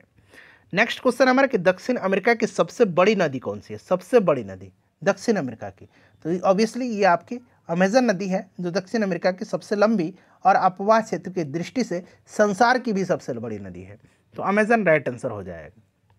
ठीक है, अच्छा सबसे लंबी नदी कौन सी है आप मुझे कमेंट करके बताइएगा। ठीक है, बताइए। चलिए उसके बाद देखिएगा कि निम्नलिखित नदियों और उन शहरों को मेल कीजिए जिनसे होकर के ये नदियाँ बह रही हैं और नीचे दिए गए कूट की सहायता से सही उत्तर का चयन करना है। शहर है और नदी है, यहाँ से आंसर आपको बताने हैं। चलिए बताइएगा राइट आंसर क्या होगा। देखिए बड़ा इंपॉर्टेंट है। अब देखिए यहाँ पर रोटरडम जो है, रोटरडैम पढ़िए, रोटरडम पढ़िए, ये आपका राइन नदी में है। ठीक है, तो यहाँ पर राइन नदी के तट पर है। पेरिस जो है ये सीन नदी के तट पर है। बुडापेस्ट जो है ये हंगरी की राजधानी है बुडापेस्ट, ये डैन्यूब नदी के किनारे है। और वाशिंगटन जो है ये पोटोमैक नदी के किनारे है। ठीक है, तो इसको अब लोग मिला लेंगे। चलिए राइट आंसर मैं बता देता हूँ, ऑप्शन सी हो जाएगा। ठीक है, चलिए नेक्स्ट क्वेश्चन है हमारा कि हिंद महासागर और लाल सागर को कौन सी जल संधि जोड़ती है। हिंद महासागर को और लाल सागर को बताइए। तो देखिए हिंद महासागर में अरब की खाड़ी है और लाल सागर को, इन दोनों को मतलब हिंद महासागर यानी कि अरब की खाड़ी और लाल सागर को बाब अल मंडेव जल संधि जोड़ती है। यहाँ पर देखिए बाब अल मंडेव हो जाएगा। ठीक है, बाकी देखिए ये हारमुज दिया गया, हारमुज जल संधि फारस की खाड़ी को, ओमान की खाड़ी को। ठीक है ना, उसके बाद वास्पोरस जल संधि है, ये आपकी काला सागर और मरमरा सागर को। मलक्का जो है ये आपके अंडमान सागर और दक्षिण चीन सागर को जोड़ती है। चलिए उसके बाद देख लीजिएगा यहाँ पर सुमेलित करना है। चलिए सुमेलित करना है तो देखेंगे फ्रेंड्स यहाँ पर आप क्या करके बताना है। तो सबसे जो है यहाँ पर अत्यधिक गर्म पूछा गया है, तो अत्यधिक गर्म आपका हो जाएगा इसमें से सहारा। ठीक है ना, अत्यधिक ठंडा पूछा गया है तो अत्यधिक ठंडा आपका हो जाएगा अंटार्कटिका। ठीक है ना, अत्यधिक वर्षा पूछा गया है तो ये आपका हो जाएगा मतलब चेरापूंजी। अब तो मौसिन राम है ना, थोड़ा सा ये आपका 2008 का क्वेश्चन है और अत्यधिक सूखा चिली हो जाएगा। ठीक है, चलिए मतलब इसमें सब मिला लिए जो भी हो। किसी मिट्टी में किस मिट्टी में जो कैपिलरी है, केशिका है, सबसे अधिक प्रभावशाली होती है। ये क्वेश्चन बड़ा रिपीटेड है, बड़ा इंपॉर्टेंट है। चिकनी मिट्टी में, ठीक है ना, याद रखिएगा। क्ले सॉइल जो है चिकनी मिट्टी। चलिए बलुई मिट्टी में सबसे कम होती है। विश्व की सबसे अधिक कोयला उत्पादन करने वाला देश, सबसे ज़्यादा कोयला का उत्पादन। अच्छा भारत की हम बात कर लेते हैं कोयला में। ठीक है ना, देखिए कोयला का उत्पादन सबसे ज़्यादा उड़ीसा में होता है। ठीक है, अभी नया रिपोर्ट में बता रहा हूँ। और विश्व की बात करते हैं तो सबसे ज़्यादा कोयला चीन में उत्पन्न होता है। कहाँ पर सबसे ज़्यादा? चीन में उत्पादन होता है। और सबसे विश्व में सबसे ज़्यादा कोयला का रिजर्व किस कंट्री में है? तो ये यूएसए में है। उत्पादन में चाइना है। निम्नलिखित में से देखिए कुलगार्डी में कौन सी क्रिया संबंध होती है? कुलगार्डी, ठीक है ना, तो यहाँ पर आपका ये आपका ऑस्ट्रेलिया में स्थित है, पश्चिम ऑस्ट्रेलिया में स्थित है कुलगार्डी। सोना खनन के लिए फेमस है। ठीक है ना, सोना खनन के लिए।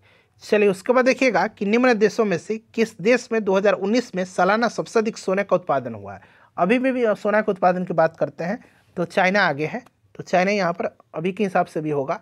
चलिए विश्व में एल्युमिनियम का सबसे बड़ा उत्पादक देश, एल्युमिनियम का, तो विश्व में एल्युमिनियम का बताइए राइट आंसर क्या होगा इसका? तो देखिए एल्युमिनियम में बात करते हैं तो चाइना सबसे आगे है। ठीक है ना, चाइना के बाद रसिया है। क्लियर, चाइना के बाद रसिया है। इस चीज़ को आप याद रखिएगा। तो अभी याद रखिएगा विश्व में कौन सा है? चाइना है। ठीक है ना, चाइना आप याद रखिएगा, सबसे ज़्यादा एल्युमिनियम चाइना में। क्लियर, चलिए इस प्रकार से अगला क्वेश्चन करेंगे कि तेल के कोष सबसे ज़्यादा किस देश में है? तो सबसे ज़्यादा कोष जो है ये वेनेजुएला में है। ठीक है ना, वेनेजुएला में। और जो आपका ऑयल रिजर्व है ये सबसे ज़्यादा वेनेजुएला में ही है, आगे मिलेगा आपको। चलिए उसके बाद वेनेजुएला राइट आंसर होगा। चलिए उसके बाद देखिएगा कि कोयले का सामान्य प्रकार क्या है? सिंपल सा क्वेश्चन है, बिटुमिनस सामान्य प्रकार का कोयला होता है। एंथ्रासाइट जो है ये हाई क्वालिटी का कोयला होता है। चलिए ऊर्जा के वाणिज्यिक स्रोतों में विशुद्धता शामिल होते हैं, वाणिज्यिक स्रोत में। तो इसमें आपका शक्ति यानी कि पावर, कोयला, तेल, गैस, जल विद्युत, यूरेनियम। ठीक है ना। नेक्स्ट क्वेश्चन है कि निम्नलिखित में से कौन सा शहर धातु के व्यापार का सबसे बड़ा केंद्र है, धातु के व्यापार का सबसे बड़ा केंद्र। तो यहाँ पर देखिए इसमें से सबसे बड़ा केंद्र लंदन है, ठीक है, धातु का, मेटल के। साफ रात मेघी रातों की अपेक्षा अधिक ठंडी होती है, कारण क्या है? तो आपका विकिरण का कारण है, ठीक है ना। मेघी रातों में वायुमंडल में जलवाष्प की मात्रा साफ रातों की अपेक्षा अधिक होती है, इस चीज़ को आप ध्यान रखिएगा, विकिरण के कारण। मानसून का निवर्तन इंगित होता है, मानसून का निवर्तन, तो फ्रेंड्स ये इंगित होता है आपका साफ आकाश में, साफ आकाश से, बंगाल की खाड़ी से अधिक दाब परिस्थिति से, और स्थल पर तापमान के बढ़ने से। तो यहाँ पर आपका तीनों हो जाएगा, ए बी, मतलब 1, 2 और 3 राइट आंसर हो जाएगा। निम्नलिखित में से देखिए किस युग्म का मिलान सही है, बताइए सही कौन सा है? तो यहाँ पर देखिएगा कि जो भूमध्य रेखीय क्षेत्र है ये गरज के साथ जो है वर्षा मध्याह्न में होती है यहाँ पर, ठीक है ना। तो इस चीज़ को आप याद रखिएगा, क्लियर। तो यहाँ पर भूमध्य रेखीय क्षेत्र हो जाएगा, ये वाला आपका सही दिया गया है, ठीक है ना। चलिए, दोपहर के पश्चात गरज के साथ संवहनीय वर्षा होती है और यह लगभग साल भर रहती है। चलिए, उसके बाद नेक्स्ट क्वेश्चन हमारा कि निम्न में से किस क्षेत्र में भूमध्य सागरीय जलवायु प्रचलित नहीं है? भूमध्य सागरीय जलवायु, तो यहाँ पर अगर हम बात करते हैं तो मध्य चिली, केप टाउन जो कि अफ्रीका में पड़ता है, दक्षिण अफ्रीका में, एडिलेड ऑस्ट्रेलिया में पड़ता है, इसमें भूमध्य सागरीय जलवायु कोपेन के अनुसार, ठीक है ना, कोपेन के अनुसार यहाँ पर पाई जाती है, जबकि पंपास क्षेत्र में उष्ण जलवायु पाई जाती है। तो यहाँ पर पंपास हो जाएगा, ठीक है। देखिए, अफ्रीका की मूलभूत जनजाति पिग्मी किस नदी घाटी में पाई जाती है? तो जो पिग्मी जनजाति है, या फिर इस तरह से आपको पिग्मीज भी मिलेगा, पिग्मीज ये कांगो बेसिन में पाई जाती है। कहाँ पर? कांगो बेसिन में, ठीक है फ्रेंड्स, इसको आप याद रखिएगा। चलिए, उसके बाद हम लोग नेक्स्ट क्वेश्चन है, पिग्मीज निवासी हैं, तो अभी मैंने बताया था कांगो बेसिन में अफ्रीका के। एस्किमो निवासी हैं, एस्किमो, तो एस्किमो जो है ये उत्तरी ध्रुवीय क्षेत्र के चारों ओर निवास करते हैं, जो अलास्का, कनाडा, ग्रीनलैंड और उत्तरी रूस में निवास करते हैं, ठीक है ना।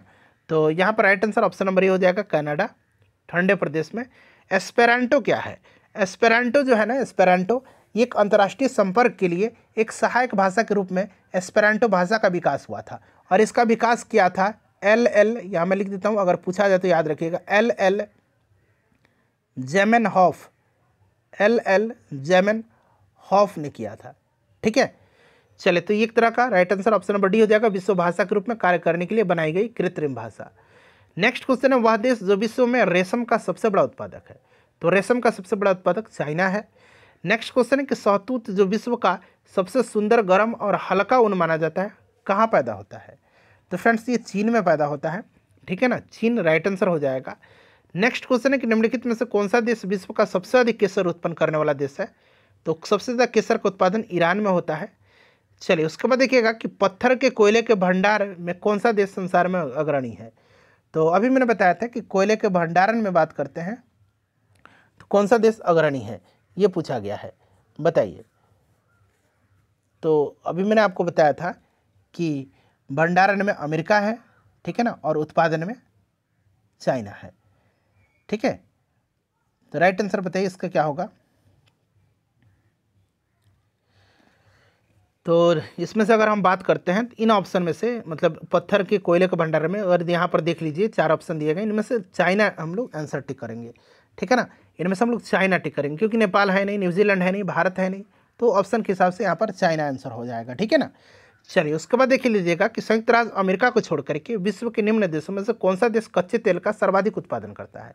कच्चे तेल का सर्वाधिक उत्पादन सऊदी अरबिया करता है अमेरिका के बाद में, तो सऊदी अरब यहाँ पर राइट आंसर हो जाएगा, ठीक है ना। और वेनेजुएला में रिजर्व है सबसे ज़्यादा। चलिए, लेटेस्ट आंकड़ा मैं बिल्कुल बता रहा हूँ, ऐसा मत कि मैं गलत बता रहा हूँ, आप लोग भी जाकर के देख सकते हैं। निम्नलिखित में से कौन सा देश विश्व में सबसे अधिक यूरेनियम का उत्पादन करता है? भारत में मैंने बता ही दिया, रिजर्व और प्रोडक्शन में आंध्र प्रदेश सबसे आगे है, और सबसे अधिक उत्पादन यहाँ पूछा गया तो उत्पादन करता है कजाकिस्तान यूरेनियम का। और यूरेनियम का अगर रिजर्व पूछ लिया जाए कि सबसे ज़्यादा कहाँ पर है, तो सबसे ज़्यादा ऑस्ट्रेलिया में है, ठीक है ना, सबसे ज़्यादा ऑस्ट्रेलिया में, याद रखिएगा। चलिए, टीन मिलता है, टीन प्लेसर के निक्षेपों में मिलता है, ठीक है ना। तो यहाँ पर देखिए tin option A right answer हो जाएगा। चलिए, उसके बाद नेक्स्ट क्वेश्चन है कि मृदा संरक्षण वह प्रक्रम है जिसमें, सिंपल सा क्वेश्चन है, मृदा को नुकसान से सुरक्षित किया जाता है। चलिए, उसके बाद देखिएगा टेरा रोसा का प्रारूपिक विकास उस भूभाग में होता है जिसमें, टेरा रोसा बताइए। तो टेरा रोसा लाल मृदा के लिए एक प्रयुक्त इटालियन शब्द है और इसका विकास चूना पत्थर के अविलय अवशेषों से होता है। तो चूना पत्थर राइट आंसर हो जाएगा। नेक्स्ट है कि पृथ्वी पर घने वन अधिकतर मिलते हैं। पृथ्वी पर घने वन तो ये मिलते हैं आपकी पृथ्वी पर विषुवत रेखीय जलवायु प्रदेश में वर्ष भर उच्च तापमान पाए जाने के कारण वहाँ पर वर्ष भर वर्षा होती है और इसी वर्षा के कारण सदाबहार वर्षा वनों का वहाँ पर व्यापक विस्तार पाया जाता है। तो यहाँ पर ऑप्शन ए राइट आंसर हो जाएगा। ठीक है, चलिए उसके बाद हम नेक्स्ट क्वेश्चन करेंगे कि विश्व का कौन सा देश मुलायम लकड़ी और लकड़ी की लुगदी का सबसे बड़ा उत्पादक और निर्यातक। अब देखिए यहाँ पर जो है ना क्या पूछा गया कि लकड़ी, मुलायम लकड़ी और लकड़ी की लुगदी का सबसे बड़ा उत्पादक और निर्यातक। अब थोड़ा सा यहाँ पर देखिए कि इस तरह का प्रश्न जो है ना ये आंकड़े बदलते रहते हैं और रिसेंटली मुझे इस तरह का कोई आंसर अभी रिसेंट डाटा में नहीं मिला है, लेकिन ये इस बुक में दिया गया है कि प्रश्नकाल के समय में इसका आंसर होगा कनाडा।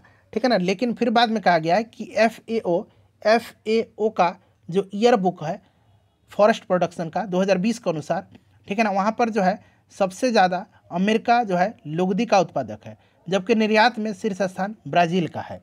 ठीक है ना, तो इसको आप लोग भी अपने स्तर से एक बार देखिएगा।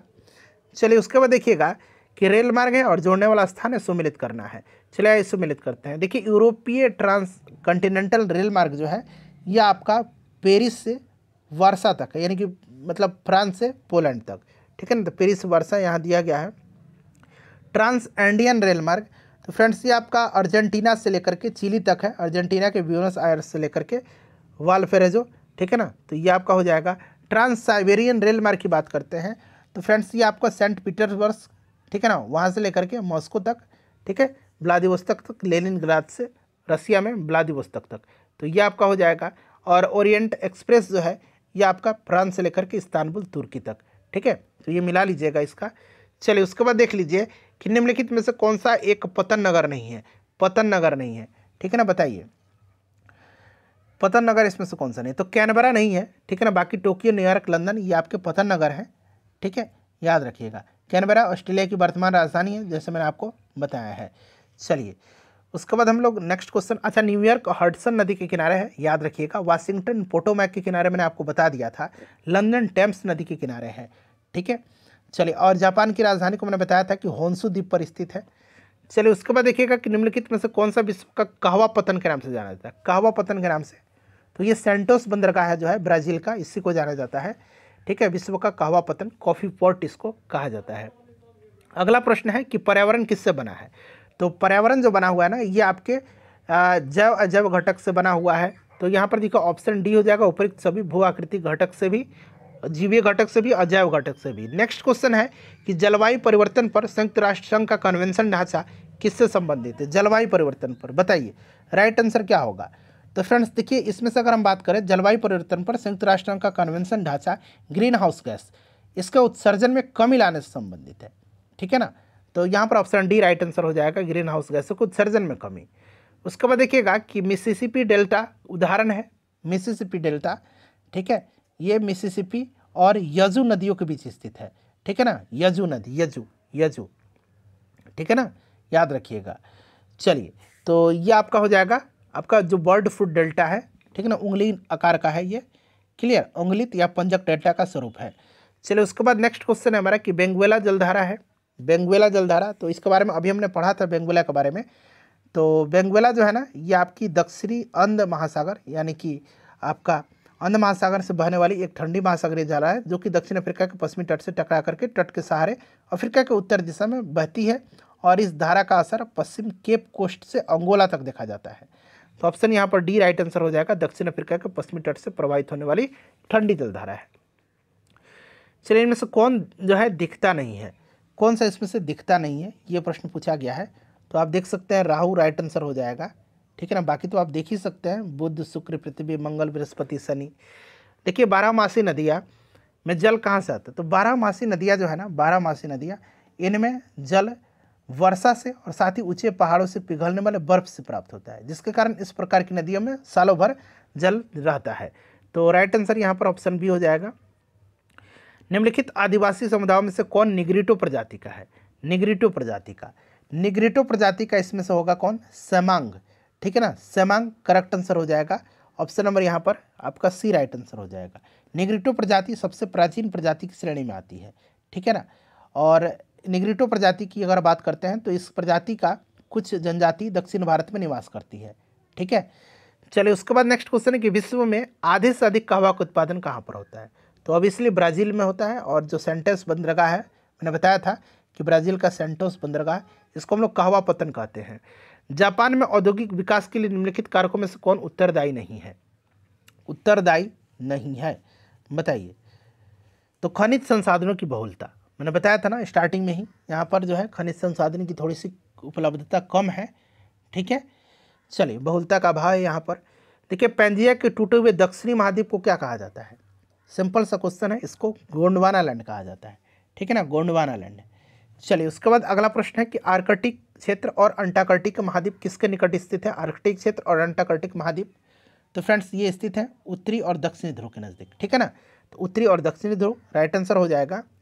निम्नलिखित में से कौन सा समुद्री जैव विविधता के दृष्टिकोण से दुनिया का सबसे समृद्ध क्षेत्र है, जिसमें ज्वार नदमुख, समुद्र तट, निकटवर्ती पर्यावरण के जंगल, समुद्री घास, प्रवाल भित्ति, नमक दलदल और मैंग्रोव के साथ 21 द्वीप स्थित है? 21 द्वीप हैं, बताइए। तो फ्रेंड्स ये आपका है मन्नार की खाड़ी बायोस्फीयर रिजर्व। ठीक है ना, याद रखिएगा मन्नार की खाड़ी बायोस्फीयर रिजर्व। इस जैव मंडल आरक्षित क्षेत्र में 21 द्वीपों के साथ साथ ज्वार नदमुख है, समुद्र तट, ये सब है इसमें है। ठीक है, चलिए उसके बाद देखिएगा कि कोपेन की वर्गीकरण के अनुसार उत्तर प्रदेश और बिहार किस प्रकार के जलवायु क्षेत्र में आते हैं? देखिए ये 68वीं बीपीएससी का क्वेश्चन है, और 68वीं और 69वीं दोनों 2023 में ही हुए थे। ठीक है, आपको याद होगा। तो फ्रेंड्स ये आते हैं आपके CWG में, याद रखिएगा। उत्तर बिहार की जलवायु इसी में आती है। चलिए देखिएगा कि भारत की जो क्षेत्रीय सीमा है तट से कितने समुद्री मील या किलोमीटर, दोनों याद रखिएगा, समुद्र की ओर फैली हुई है।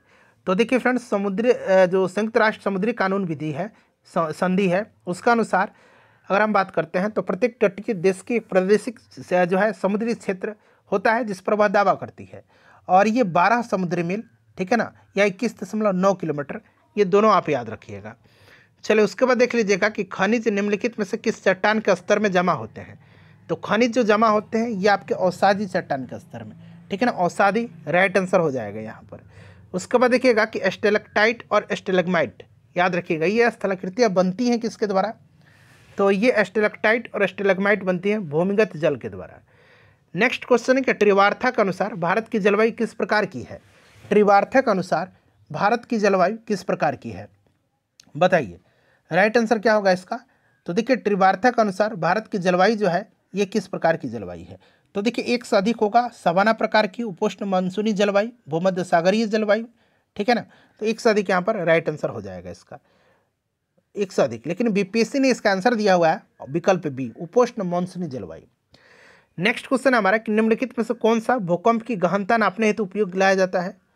तो मरकरी पैमाना। ठीक है ना, याद रखिएगा मरकरी पैमाना भूकंप की गहनता मापने के लिए, भूकंप की तीव्रता मापने के लिए मरकरी पैमाना का इस्तेमाल किया जाता है, जबकि भूकंप का जो परिमाण है उसको नापने के लिए रिएक्टर स्केल का इस्तेमाल किया जाता है। निस्सालन प्रक्रिया संबंधित है, तो निस्सालन प्रक्रिया जो है यह आपकी संबंधित किससे है? मिट्टी में विद्यमान घुलनशील पोषक तत्व पानी में घुल जाते हैं और पानी के साथ रिश्ते हुए मिट्टी से होकर के नीचे के स्तरों में पहुंच जाते हैं। ठीक है ना, निस्सालन की प्रक्रिया के द्वारा। तो ये आपका हो जाएगा यहाँ पर ऑप्शन नंबर डी, एक से अधिक। ठीक है ना, चलिए भारत में अधिक वर्षा वाले क्षेत्रों में यह घटना होती है, तो भारी वर्षा हो जाएगा, खनिज और मिट्टी से भी हो जाएगा, तो एक से अधिक राइट आंसर होगा। एक बरसाती दिन में, देखिए स्कूल टीचर का प्रश्न है जो बीपीएससी के द्वारा होता है, तो इसमें देखिए शुष्क बल्ब तापमापी आर्द्र बल्ब तापमापी की तुलना में ज़्यादा माप दर्शाता है। ये क्वेश्चन इंपॉर्टेंट है, इसको आप लोग ध्यान रखिएगा 70 बीपीएससी के लिए। ठीक है ना, चलिए उसके बाद देख लीजिएगा कि कथन है और यहाँ पर आपका रीजन दिया गया। कथन क्या करें? घाना तट पर सोने के समृद्ध प्लेसर जमाव पाए जाते हैं और ब्राज़ील में सोने की सिराएं पाई जाती हैं। अगला पूछा गया है मतलब कारण में कि किसी समय में महाद्वीप अटलांटिक तट के साथ एक साथ संयुक्त थे। अब बताइए राइट आंसर क्या होगा? मतलब आंसर होगा इसका ए और आर दोनों सही है, और आर जो है ना ये कारण, ये कथन की सही व्याख्या कर रहा है। घाना पश्चिम अफ्रीका का एक देश है जो गिनी की खाड़ी के तट पर स्थित है, और घाना तट पर सोने के समृद्ध प्लेसर जमा पाए जाते हैं और ब्राज़ील में सोने की सिराएं पाई जाती हैं। ठीक है ना, चलिए नेक्स्ट क्वेश्चन है हमारा कि एल नीनो धारा कहाँ प्रवाहित होती है? तो एल नीनो जो होती है ये प्रशांत महासागर में होती है। देखिए 69 बीपीएससी का क्वेश्चन है। उसके बाद देखिए निम्नलिखित कथन पर विचार करना है। ठीक है, एक एक पढ़िए और यहाँ से राइट आंसर उपरोक्त में से कौन सा कथन गलत है ये आपको बताना है। गलत पूछा गया, सही नहीं पूछा गया है। चलिए अब यहाँ पर देख लीजिएगा, यहाँ पर अगर हम बात करते हैं तो सतह क्षेत्र के हिसाब से विक्टोरिया झील दुनिया की तीसरी सबसे बड़ी मीठे पानी की झील है। ठीक है ना, अफ्रीका में विक्टोरिया झील, इसे आप याद रखिएगा। ठीक है, और विक्टोरिया झील से निकलने वाली एकमात्र धारा नील नदी है, जो आपको पता है ना। चलिए, और विक्टोरिया झील जो है ये आपके बात करते हैं क्षेत्रफल के हिसाब से सुपीरियर झील के बाद दुनिया की दूसरी और आपकी सबसे बड़े मीठे पानी की झील है। तो ये तो गलत हो गया, आपका तीसरी दे रखा है। उसके बाद देख लीजिएगा अगला क्या दिया गया है कि यह अफ्रीका की एक महान झीलों में से क्या, बिल्कुल। और देखिए अगला है कि इसकी सीमा 4 देश तंजानिया, युगांडा, रवांडा और केनिया से लगती है। तो देखिए युगांडा जिंजा के पास झील से बाहर निकलती है। ठीक है, तो और ये आपकी तंजानिया, युगांडा और केनिया के मध्य में स्थित है। तो बताइए, ये तो आपका सही हो गया। ठीक है, विक्टोरिया झील से निकलने वाली एकमात्र धारा नील नदी है, जो युगांडा के आपके यहाँ पर देखिए, एक मिनट, जिंजा के पास से बाहर, ये तो सही हो गया। ठीक है ना, देखिए ये वाला थोड़ा सा ध्यान दीजिएगा। तीसरा में इसकी सीमा 4 देशों से लगती है। देखिए इसकी सीमा जो है ना तंजानिया, युगांडा और केनिया के मध्य स्थित है। तंजानिया, युगांडा और केनिया के मध्य में, ये रवांडा नहीं होगा, तो इसलिए ये वाला स्टेटमेंट गलत है। ठीक है, एक बार मैं और बता दूँ आपको, ये वाला देखिए सतह के हिसाब से ये आपकी दूसरी है सुपीरियर झील के बाद, तो ये गलत हो गया। अफ्रीका की महान झील है, सही है। इसकी 4 सीमा नहीं, इसकी तंजानिया, युगांडा और केनिया से लगती है, ये वाला गलत हो गया। और ये एकमात्र जो है धारा नील नदी है, जो युगांडा और जिंजा के पास जो है इस झील से बाहर निकलती है, ये सही है। तो गलत आपका हो गया पहला और तीसरा। तो देखते हैं, पहला और तीसरा राइट आंसर होगा यहाँ पर। चलिए 69वीं बीपीएससी का हीट वेव के संबंध में बताना है। ठीक है ना, कथन दिया गया और कौन सा अब सही है ये पूछा गया, पिछले में गलत पूछा गया था, बताइए। तो यहाँ पर आप देखेंगे तो इसका आंसर होगा न तो 1 और न तो 2। ठीक है ना, ऑप्शन ए। ठीक है, यहाँ पर देखिएगा, यदि किसी मैदानी इलाके का अधिकतम तापमान कम से कम 30 डिग्री या इससे अधिक तक पहुँच जाता है तो उसे हीट वेव माना जाता है। ठीक है, हीट वेव ग्रीष्मकाल के दौरान किसी स्थान विशेष की औसत तापमान के असामान्य रूप से अधिक हो जाने के कारण होती है। 40 डिग्री से अगर पार हो जाएगा तब, यहाँ 30 डिग्री दिया नहीं होगा। किसी पहाड़ी इलाके में अगर बात करते हैं तो अधिकतम तापमान कम से कम 40 डिग्री या उससे अधिक तक पहुँच जाता है तो उसे हीट वेव कहा जाता है। उल्टा दे दिया गया है। ठीक है ना, उल्टा दे दिया गया है। पहाड़ी इलाके में हम बात करते हैं 30 डिग्री और मैदानी इलाके में 40 डिग्री, तो उल्टा दे दिया गया, इसलिए न तो 1 और न तो 2 होगा, कोई भी इसमें से सही नहीं है। चलिए सूची दिया गया है, मिलान करना है। खोजकर्ता और जन्म स्थान, क्रिस्टोफर कोलंबस, इटली। ठीक है ना, चलिए, और Jacques Cartier, France. Sir Francis Drake, UK, United Kingdom. और फर्डिनेंड मैगलन, पुर्तगाल का था, जो समुद्र का चक्कर लगाया था। चलिए, तो यहाँ पर हम लोग मिला लेंगे। इसका राइट आंसर क्या होगा, ऑप्शन बी में दे रखा है, ऑप्शन बी करेक्ट हो जाएगा। चलिए, उसके बाद देख लीजिएगा कि यूएई की रियासती राज है, यूएई की, बताइए। तो ये आपका होगा Abu Dhabi, Dubai, Sharjah, Ajman, उसके बाद अल कुवैन, फुजराह, रास अल खैमा। ठीक है ना, ऑप्शन बी यहाँ पर आंसर हो जाएगा इसका। ठीक है, चलिए उसके बाद देख लीजिएगा कि लगातार नई परतें जोड़ने वाली प्रक्रिया निम्नलिखित में से कौन सी है। तो फ्रेंड्स यह प्रक्रिया है आपका समुद्र तल का फैलाव। ठीक है ना, समुद्र तल का फैलाव, सी फ्लोर स्प्रेडिंग। क्लियर ना, चलिए इसको याद रखिएगा। लगातार नई परत जोड़ने की प्रक्रिया समुद्र तल का फैलाव है। क्लियर, और इस परिकल्पना का प्रतिपादन हेनरी एच हेस ने किया था। ठीक है, देखिए भूपटल के टुकड़े मेंटल में गति द्वारा निरंतर धीमी गति से प्रवाहित होते हैं, इस सिद्धांत को क्या कहा जाता है। तो फ्रेंड्स इसको प्लेट टेक्टोनिक थ्योरी कहा जाता है। ठीक है ना, याद रखिएगा, प्लेट टेक्टोनिक सिद्धांत इसको कहा जाता है। चलिए, तो फ्रेंड्स ये पूरा वर्ल्ड ज्योग्राफी 70 बीपीएससी पीटी 2024 घटना चक्र मैंने आपको कवर करा दिया, वर्ल्ड ज्योग्राफी। ठीक है ना फ्रेंड्स, सेशन को लाइक कर दीजिएगा और इसको प्लीज़ शेयर कर दीजिए।